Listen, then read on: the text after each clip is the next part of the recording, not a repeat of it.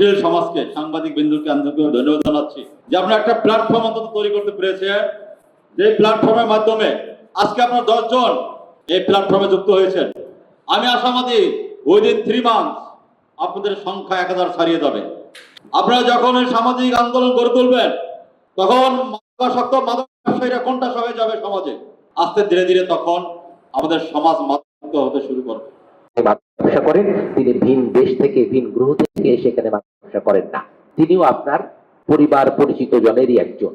তিনি এই সুযোগটা গ্রহণ করেন, আর তার এই সুযোগের শিকার হন ওই সাধারণ মানুষগুলো যাদের মধ্যে এই জীবন বোধটা এখনো তৈরি হয় নাই।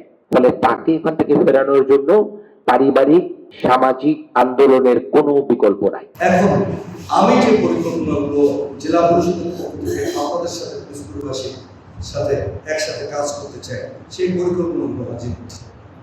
এক, এই অন্তত পক্ষে কুসুর পৌর এলাকা ও সদর থানা প্রাথমিক জায়গা প্রতিটি স্কুল ছোট্ট ছোট্ট আমরা বিপি প্রতিটি বিভিন্ন সুতায় ক্রীড়া অনুষ্ঠান আয়োজন, বর্ষাকালীন, শীতকালীন, কৃষক, যুবক এবং অনেক বয়সী নাগরিক যারা মাদক গ্রহণ করে তাদের নিজেদেরকে ধ্বংস করছে, আমাদের সমাজকে ধ্বংস করছে, আমার দেশকে ধ্বংস করছে।